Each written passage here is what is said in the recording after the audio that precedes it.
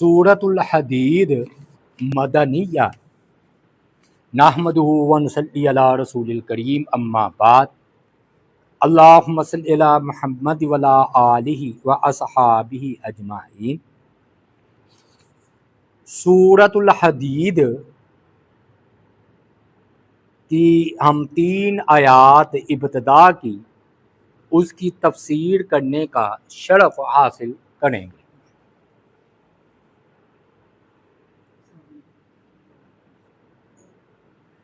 یہ اس کی اہم بات یہ ہے کہ مکی صورتیں آ رہی تھیں اور آئندہ بھی مکی صورتیں زیادہ آئیں گی، اور مکی صورتوں میں آخرت کا بیان ہوتا ہے، لیکن آپ ادھر دیکھ رہے ہیں مدنیہ، یعنی کہ یہ سورہ حدید جو ہے نا مدنی صورت ہے۔ آگے بھی مدنی صورتیں آئیں گی، جیسے سورہ حشر ہے، تو سورہ جمعہ ہے۔ اب دوسری بات اس میں یہ ہے کہ آیات تو اس کی 29 ہیں، اور جو ترتیب چل رہی ہے اس کے اعتبار سے یہ 57 نمبر پر ہے، یعنی کہ 56 صورتوں کی تفسیر کا ہم نے شرف حاصل کر لیا ہے، اور آئندہ چھوٹی چھوٹی صورتیں آئیں گی تو وہ کم ہی ہوں گی۔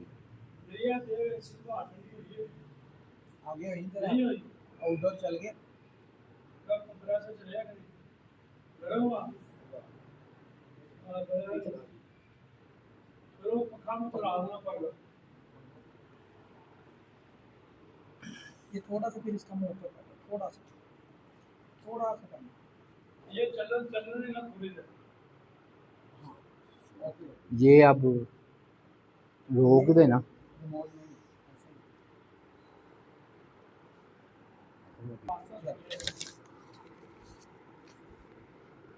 اور یہ جو ہے نا مدنی صورت ہے، اس کی آیات 29 ہیں اور رکوع اس کے 4 ہیں،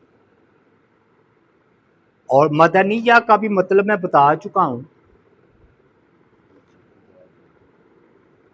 کہ مدنیہ کا مطلب یہ ہے کہ جو ہجرت کے بعد جو صورتیں نازل،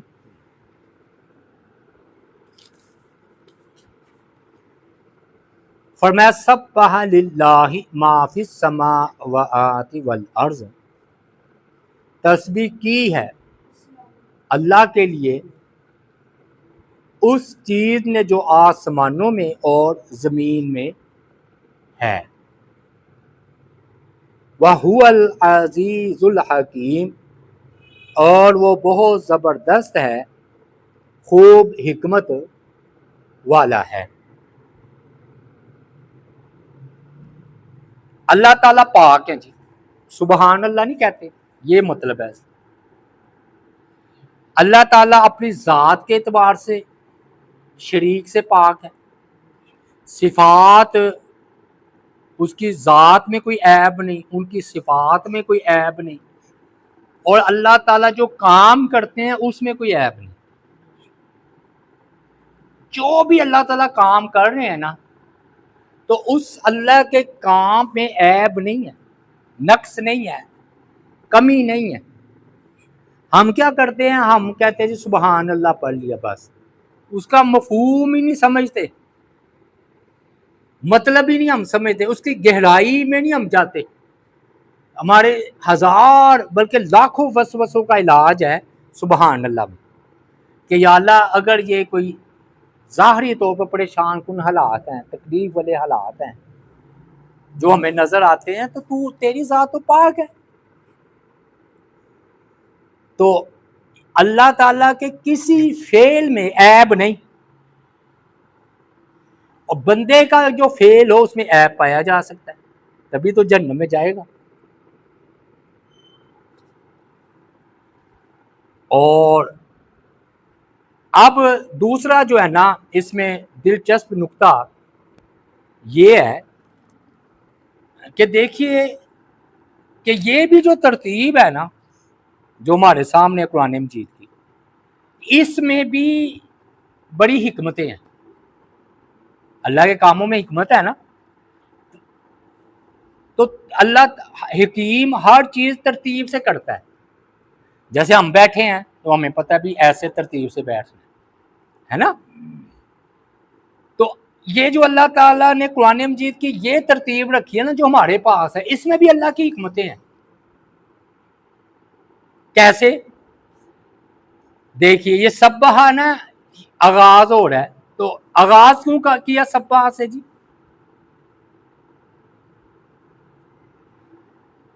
सब्बाह से आगाज क्यों किया? कोई भाई एक, वैसे मैं दूंगा, मुझे पता है जवाब मुश्किल है, लेकिन वैसे ही मैं सवाल कर रहा हूँ ताकि चुकन्ना कर दूं आपको। हैं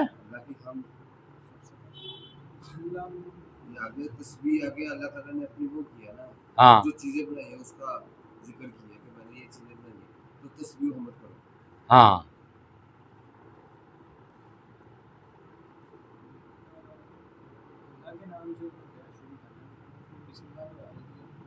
बिस्मिल्लाह आ जाती। हाँ जी असल में अल्लाह ताला ये जो तस्बीह की जा रही है अल्लाह ताला के लिए की जा रही है, और सारी चीज़ों का आगाज़ तस्बीह से ही होता है। तो वो अल्लाह ताला की सबसे पहले तस्बीह होगी, उसके बाद दूसरी। सारी बातें आपकी ठीक है, लेकिन आप देखिए ये पीछे चले जाए, एक सवा पीछे बस।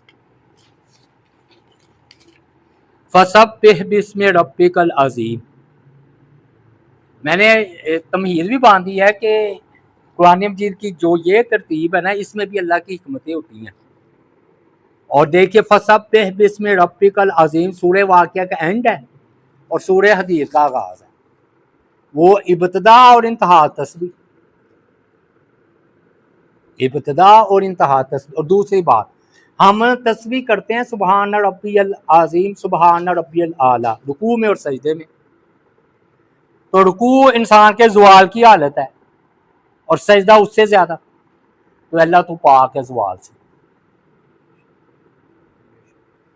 और हुक्म है कि जब बंदा नीचे उतरे ना सीढ़ियों से तो कहे सुबहान अल्लाह, सुबहान अल्लाह कहे। क्यों? इसलिए कि अल्लाह ज़वाल से पाक है। और बाद ने तो अजीब बहुत गहरा नुक्ता बयान किया, वो भी ठीक है अपनी जगह।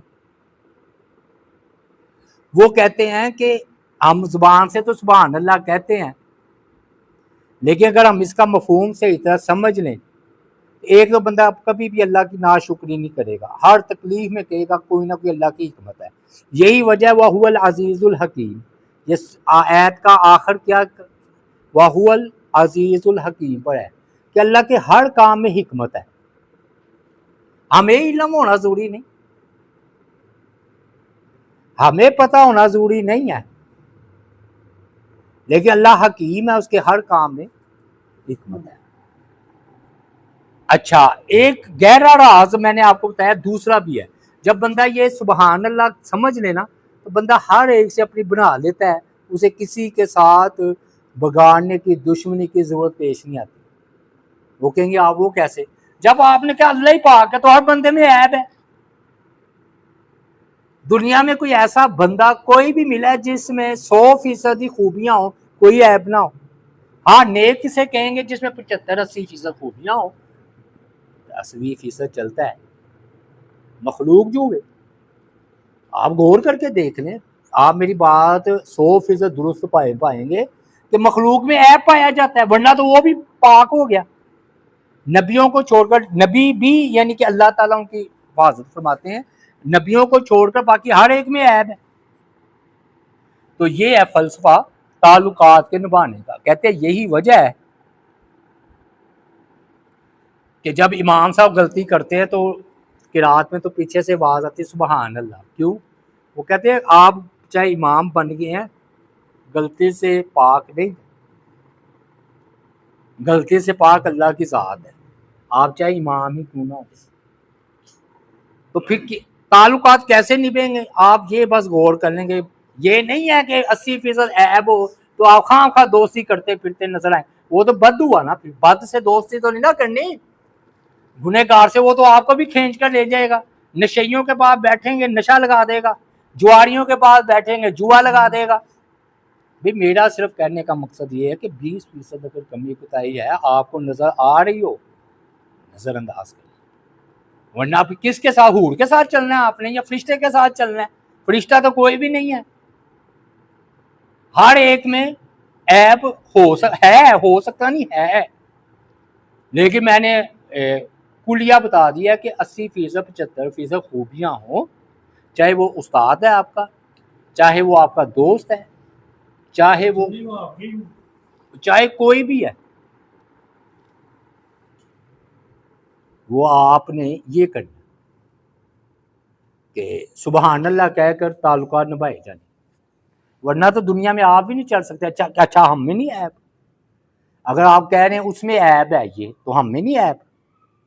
یہ ہے گہرا راز کہ اللہ سبحان اللہ کہنے میں۔ دوسری بات جی، یہ نہ کہتے ہیں جی 8 صورتیں ایسی ہیں جس کا آغاز سبحہ یا یسبح سے ہوا ہے، تسبیح سے۔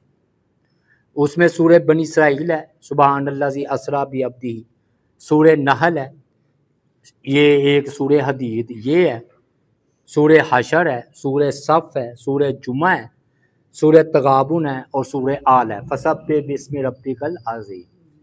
8 صورتوں کا آغاز تسبیح سے ہے، کہیں مصدر ہے، کہیں ماضی ہے، کہیں مضارع ہے، کہیں امر ہے۔ کیا مطلب؟ ماضی کا کیا مطلب؟ ادھر یہ ماضی ہے، سبح تسبیح کی ہے ماضی میں، اور سورہ حشر کا یسبح سے ہے، تسبیح کرتی ہیں یا کریں گی، یہ حال آ گیا۔ اور سبحان تو ویسے مصدر ہے، پاک ہے، مصدر اسے کہتے ہوتا ہے کام ہے، نام نہیں ہوتا وہ کسی کا، کام ہوتا ہے، زمانہ اس میں نہیں ہوتا، جسے کہتے ہیں مصدر۔ مطلب پھر کیا بنا؟ ہر وقت دائمی طور پر تسبیح اللہ ہی کی ہے، اللہ ہی پاک ہے، سبحان اللہ۔ سبح للہ، تسبیح اللہ ہی کے لیے ہے، یعنی کہ اللہ ہی کو پاک کہا جا سکتا ہے اللہ کے علاوہ۔ یہی وجہ ہے سبحان کسی کا نام تو نہیں رکھ سکتے آپ، میں نے دیکھا بعض بندے رکھتے ہیں لا علمی کی وجہ سے۔ سبحان تو بڑا کامن نام ہے، تو سبحان کا مطلب کیا ہے؟ سبحان تو میں نے پاک پاکیزہ، عیبوں سے پاک، یہاں اس کی کوئی تویل کرے نا، جیسے اللہ نام ہے تو اللہ کسی کا رکھ دو، رحمان رکھ دو، رحمان بھی ہے، وہ تو نہیں نا رکھ سکتے۔ نہیں خالی رحمانی، عبد الرحمان لگا، ہاں وہی کہیں، عبد الرحمان لگایا وہ تو ٹھیک ہے، عبداللہ نام رکھا ہے وہ بھی ٹھیک ہے، میں بات کر رہا ہوں سبحان نام کی۔ خالی سبحان اللہ میں نے کلاس فیل تو سبحان بھی دیکھا ہوا ہے، میں خالی رحمان بھی دیکھا ہوا ہے، رحمان بھی غلط ہے، سبحان بھی غلط ہے بھائیو۔ دیکھے نا تسبیح تو اللہ کی ہے، عیبوں سے پاک کون ہے؟ اللہ کی ذات ہے۔ اور عام تو جب آپ سبحان کا مطلب وہ ہے پاک، یہاں تو عبد سبحان کہہ لیں یا عبد شروع میں لگا دیں تو وہ اور بات ہے، لیکن سبحان کسی کو کہنا، خود غور کریں نا، پاک ہے کس چیز سے وہ پاک ہے؟ عیب تو ہر ایک بندے میں، ابھی یہی بات تو ہو رہی ہے کہ اللہ کی ذات ہر نقص ہر عیب سے پاک ہے، اس کے کام میں بھی عیب کوئی نہیں ہے۔ یہ بات کا یہ کہتے تو نام لکھا تو عبد الرحمان ہوتا ہے، لیکن کہتے رحمان ہی رحمان، غلط کرتے ہیں نا، جیسے اللہ کسی کو کہتے ہیں عبداللہ تو اللہ اللہ کہیں گے کسی کو؟ اللہ نے قرآن میں کہا کہ رحمان کہہ لو اللہ کہہ لو ایک ہی بات ہے، رحمان صرف اللہ کا ہے۔ یہی وجہ کہ آپ دیکھ لیں کسی صحابی نے کسی سلف صالح نے رحمان نام رکھا ہو ہے ہی نہیں، عبد الرحمان رکھا ہے، وہ ٹھیک ہے، اللہ کے پیارے نام ہے عبداللہ عبد الرحمان۔ سمجھ آ گئی بات؟ یعنی کہ میں بات سمجھا پایا ہوں کہ نہیں؟ یعنی کہ اگر آپ عبداللہ ٹھیک ہے نام، بہت پیارا نام ہے عبداللہ، لیکن عبد ساتھ لگے گا نا، اللہ اللہ اسے کہیں گے۔ ایسی طرح عبد الرحمان بہت اچھا نام ہے، بہت پیارا نام ہے عبد الرحمان، عبد ساتھ لگانا ہوگا، عبد چھوڑ کر رحمان رحمان کہتے رہے، یہ تو بے ادبی ہے، گستاخی ہے۔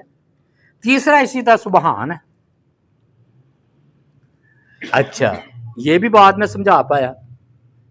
اب ادھر نا غور کریں کہ اللہ تعالیٰ نا بعض بندہ ایک کام کر سکتا ہے دوسرا کام نہیں، لیکن اللہ تعالیٰ متضاد صفات پر قادر ہے، یعنی کہ ایک دوسرے کی ضد کی صفات نا، ایک دوسرے کی ضد والی، یہ ادھر بیان ہوئی اور یہ بیان ہوئی ہے پورے صفحے پر۔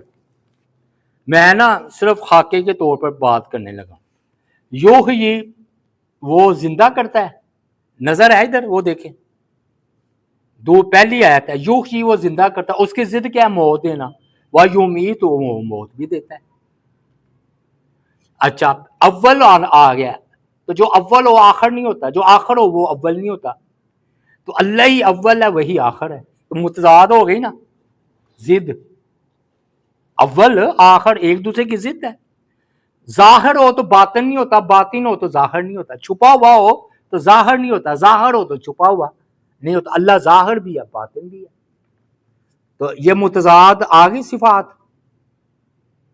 اچھا پھر آجے یلج فی الارض، جو زمین میں داخل کرتا ہے وہ اللہ، وما یخرج نکالنا، داخل کرنا اور نکالنا ضد ہے نا، تو زمین میں اللہ تعالیٰ بارش کہہ لے، بیج کہہ لے، جو بھی کہہ لے، داخل کرتے اور نکالتے بھی ہیں پودے کو، وہ ادھر آ کر ہم کھل کر تفسیر کریں گے، ادھر آپ یہ بات سمجھ کہ دیکھیں متضاد صفات ہے۔ ینزل من السماء، جو اللہ تعالیٰ آسمان سے نازل کرتا ہے، وما یعرج فیہا، اور جو چڑھتا ہے اس کی طرح روحیں۔ اچھا یولج اللیل فی النہار و یولج النہار فی اللیل، تو یہ بھی ایک دوسرے کی ضد ہے، تو گویا پورے صفحے پر اللہ تعالیٰ نے اپنی متضاد صفات جو اسی کی شان کے لائق ہیں، بندہ ایک کام کر سکتا ہے دوسرا نہیں کر سکتا، لیکن اللہ تعالیٰ کے لیے دونوں ہی کام برابر ہے، زندہ کرنا، مار دینا، بارش نازل کرنا اور اس میں سے زمین میں سے نکالنا، داخل کرنا، ظاہر ہونا، باطن ہونا، اول ہونا، آخر ہونا، اللہ کی یہ صفات ہے۔ اب فرمایا للہ ما فی السماوات والارض، جو کچھ آسمانوں میں ہے اور جو کچھ زمین میں ہے وہ سب اللہ تعالیٰ کی تسبیح بیان کر رہے ہیں۔ یہ سورہ بنی اسرائیل میں بھی یہ موضوع آیا تھا کہ کائنات کی ہر چیز اللہ تعالیٰ کی تسبیح بیان کر رہی ہے، حمد بیان کر رہی ہے۔ اچھا بتانے میں ہمیں کیا مقصد ہے اللہ تعالیٰ کا کہ اے انسان تو ہی باغی سرکش ہے، باقی تو ہر چیز میری فرما بردار۔ تو اگر ان پر احسانات کم ہیں تو یہ میری تسبیح کر رہی ہے، تو اے انسان تجھ پر تو میرے احسانات زیادہ، تو کافر کیوں ہے، تو نافرمان کیوں ہے، تو کیوں نہیں تسبیح کرتا؟ پوری کائنات جو اللہ کی تسبیح بیان کر، یہ ضروری نہیں ہے چلتے اٹھتے بیٹھتے جب وقت آئے یاد ہے سبحان اللہ، الحمدللہ، سبحان اللہ و بحمدہ، سبحان اللہ العظیم۔ دوسری حکمت یہ کہ بظاہر ظاہری طور پر انسان جو ہے نا مومن تھوڑا نظر آتے ہیں، تھوڑے حقیقت میں زیادہ ہے۔ جب پوری کائنات فرشتے اس کے ساتھ ہیں تو وہ زیادہ نہ ہوا۔ یہ سبح للہ ما فی السماوات والارض، کہ تسبیح کی ہے اللہ کے لیے اس چیز نے جو آسمانوں میں ہے اور جو زمین میں ہے، تسبیح کر دی ہر چیز۔ اب ادھر بعض لوگ اس طرف گئے ہیں کہ یہ اپنے حال سے تسبیح بیان کریے، زبان سے نہیں، تو صحیح مسئلہ کیا، حال کا پہلے مفہوم سمجھ لیں۔ مطلب ہم کہتے ہیں یار یہ تو، ہم کسی کو دیکھ کر کہتے ہیں یار یہ اتنا خوبصورت ہے، مثال ہے تو کہتے ہیں سبحان اللہ، اللہ پاک ہے، یعنی کہ ہماری توجہ اس کے بنانے کے والے کی طرف چلی جاتی۔ مکان ہے نا تو آپ کہتے ہیں جی بڑا خوبصورت ہے، وہ کہتے ہیں میں فلاں انجینئر سے بنایا ہے، کہتے ہیں بڑا قابل ہے، تو پھر تعریف کس کی ہوئی؟ انجینئر کی۔ تو وہ کہتے ہیں کہ اسی طرح اللہ تعالیٰ کا کوئی بھی کام ہے دنیا میں جو ہو رہا ہے، زمین آسمان اللہ نے بنائے، اس کی تدبیر کر رہا ہے، تو اللہ تعالیٰ کے کسی فعل میں عیب نہیں ہے، جو ابھی میں نے بات کی وہ ٹھیک ہے بات، تو وہ اپنی زبان حال سے یہ کہہ رہے ہیں کہ ہمیں بنانے والے نے دیکھو کیسا ہے، کہ اس کی ذات کی طرف دیکھو وہ بے عیب ذات۔ دوسرا کہتے ہیں نہیں، یہ ہے نا اپنے حال کے مطابق اپنی زبان سے تسبیح کرتی ہیں، ولیکن لا تسبیحہم، لیکن تم ان کی تسبیح کو نہیں سمجھتے، تو مطلب یہ ہے کہ یہ اپنے اپنے اعتبار سے تسبیح کر رہی ہیں. اس کے کافی دلائل ہیں. داؤد علیہ السلام سے مل کر پہاڑ تسبیح کرتے تھے. نبی علیہ السلام کے ہاتھوں پر کنکریوں نے کلمہ پڑھا ہے. نبی علیہ السلام نے صحابہ کرام کھانا کھاتے تھے، اس سے تسبیح کی آواز سنتے تھے. تو اس کا مطلب ہے یہ کائنات کی ہر چیز اللہ کی تسبیح بیان کر رہی ہے، لیکن ہم نہیں اس کو سمجھتے. تو اللہ کہہ رہے ہم نہیں سمجھتے، مطلب یہ تسبیح کر رہی ہے، ہم نہیں اس کو سمجھتے. تو صحیح مسئلہ کیا ہے؟ یہ نا اپنے اپنے علم کے اعتبار سے، اپنے اپنے مقام کے اعتبار سے تسبیح کر رہی ہے. وہ نا سبق کے لیے یہ بنائے ہوتے واقعات ہوتے جھوٹے ہی ہیں، ہوتے جھوٹے ہیں. بتایا ہوتا ہے کہ اس میں یہ سبق ہے. وہ کہتے ہیں ایک بندہ تھا تو اس نے کہا یا اللہ کیوں نہ تو مجھ پر ظاہر کر دیتا کہ یہ بھی تسبیح کر رہی ہے، یہ بھی تسبیح کر رہی ہے. تو اللہ تعالیٰ نے کہا اچھا، تو یا اللہ نے اس کے لیے ظاہر کر دی تسبیح. اب جو بھی چیز دیکھے وہ تسبیح کریے، بڑا خوش ہوا. اب ہوا یہ کہ لوٹے کی باری آئی نا تو اپنا استنجا کرنے لگا تو پانی بھی تسبیح کر رہا تھا. اب کہتا ہے بھی میں استنجا کروں کہ نہ کروں. اچھا یہ نا یہ بنائی ہوتی ہے بات، پہلے میں بتا دوں. یعنی کہ یہ نا سمجھانے کے لیے اللہ کے ہر کام میں حکمت ہے. تو اللہ نے اگر اس کی تسبیح چھپائی ہوئی ہے تو اس میں بھی اللہ کی حکمت ہے، ورنہ بندہ دنیا کے کام نہ کر سکتا. اور دوسری بات یہ کہ کوئی کافر نہ رہتا. کافر نے بھی ایمان لے آنا تھا نا، ہاں وہ بھی کہتے ہیں ہم ایمان لائے، ہم مومن. تو یہ ہے جی، یعنی کہ صحیح مسئلہ کیا ہوا، یخبط من خشیت اللہ، بعض پتھر اللہ کے خوف سے گر جاتے ہیں. تو جانور ہو، نباتات ہو، حیوانات ہو، انسان ہو، یعنی کہ انسان میں صرف اختیار ہے کہ یہ تسبیح کرے یا نہ کرے. باقی ان کے علاوہ ہر چیز اللہ تعالیٰ کی تسبیح اور حمد بیان کریے. دلیل کہ یہ ماں عام ہے. مان ہے وہ جو کہ یہ عام چیز کے لیے آتا ہے، ہر چیز اللہ تعالیٰ. اور پہلے آسمانوں کا ذکر کیا، آسمان میں تو ہر چیز ہی تسبیح کر رہی ہے. زمین میں چلو آپ کہہ لیں کہ انسان تسبیح نہیں کرتا کیونکہ زمین پر ہے نا انسان. باقی آسمانوں میں جو کچھ ہے، زمین میں جو کچھ ہے، سارے کے سارے تسبیح کر رہے ہیں. وَهُوَ الْعَزِيزُ الْحَكِيمُ، اور وہ بہت زبردست ہے اور خوب حکمت والا ہے. حکیم کسے کہتے ہیں؟ جس کے کام میں بڑی پختگی ہو، جو کہ ہر چیز کو اپنے ادھر رکھے جہاں کا وہ مقام ہے، اسے حکیم کہتے ہیں. یہ ہم بھی کہتے ہیں نا حکیم صاحب ہے، ڈاکٹر صاحب ہے. اچھا اس کی مثال عام سے سمجھ لیں. پہلے پنساری کی مثال دیتے تھے لیکن اب جدید مثال ہے میڈیکل سٹور. میڈیکل سٹور ایسا ہے کہ وہ بندہ بیٹھا ہوا ہے، اسے نہیں پتا کہ یہ کس وقت کون سی دوا کس کو دینی ہے. اگر وہ ساری دوائیاں ہر کسی کو دے دے تو سارے لگے جائیں، اللہ کو پیارے ہو جائیں. ایسے ہے کہ نہیں جی؟ اب ایک نسخہ ہوتا ہے، وہ حکیم نے یا ڈاکٹر نے لکھا ہوتا ہے. اس وقت سے بخار ہے تو یہ ضرورت ہے، سردی لگ رہی ہے تو یہ ضرورت ہے، گرمی لگ رہی ہے تو یہ ضرورت ہے. یہ نہیں ہے کہ گرمی لگ رہی ہے تو اور مزید گرم دعا دے دی جائے. تو اسے کہتے ہیں دعائی کو اپنے مقام پر بٹھانا. تو اللہ تعالیٰ حکیم ہے. اللہ تعالیٰ نے ہر بندے کو یقین کرے، اگر ہم اس دور میں پیدا ہوئے نا تو اسی دور کے لائق تھے. اللہ نے چنا ہے نا. ہمارا وقت پرانے ہو چکے ہوتے اور کہ ہو بھی جائیں گے، آنے والے وقت میں آتے رہیں گے لوگ. لیکن مطلب یہ ہے کہ اللہ نے چنا نا، تو یہ اللہ حکیم ہے. کس کے گھر کس نے پیدا ہونا ہے یہ اللہ نے چناؤ کیا، اللہ حکیم ہے. میں نے بتایا نا سارے وسوسوں کا پریشانی آئے نا، میں تو روز ترغیب کے لیے میں بتا رہا ہوں توبہ نو، روز میں ایک تسبیح کرتا ہوں یا حکیم، بڑا لطف آتا ہے. اس میں یہ ہوتا ہے کہ بندہ ٹینشن سے فارغ ہو جاتا ہے. یا اللہ اگر یہ تکلیف آ ہی گئی ہے تو اس میں تیری حکمت ہے، تو حکیم ہے. بندہ اس میں میری بہتری ہوگی. اور خاص طور پر وہ موسیٰ اور خضر علیہ السلام کا واقعہ، خضر علیہ السلام نے کشتی توڑ دی، بچہ قتل کر دیا، دیوار کھڑی کر دی. دو ظاہر میں نقصان، حقیقت میں فائدے. اور دیوار کھڑی کرنا حقیقت میں ظاہر میں فائدہ، حقیقت میں نقصان. تو اللہ تعالیٰ تو بڑے حکیم ہے. تو یہ تین واقعات صرف اللہ تعالیٰ نے بتائے ہمیں. اے انسان میرے ہر کام میں حکمت ہے، میں پاک ہوں.